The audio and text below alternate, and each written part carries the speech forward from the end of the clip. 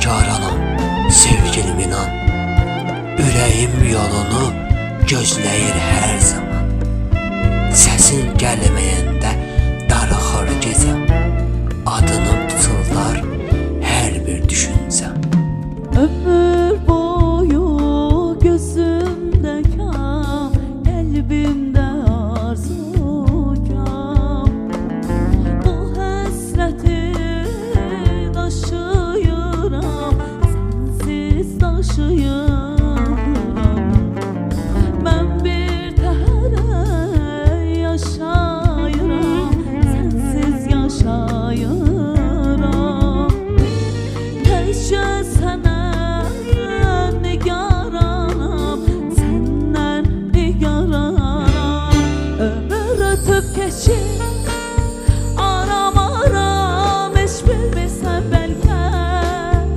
Yoxlamaram, yalnız səni, soruşaram, səndən nigaranam. Ömür ötüb keçir, aramaram, heç bilmirsən bəlkə. Yoxlamaram, yalnız səni, soruşaram, səndən nigaranam. Səndən nigaranam. Gülüşün işığıdır qaranlıq günümə. Həsrətin od salır səssiz könlümə. Mən səni görməyəndə narahat oluram. Bu sevgi üzündən səndən nigaranam. Ömür ötüb keçir, aramaram, heç bilmirsən bəlkə.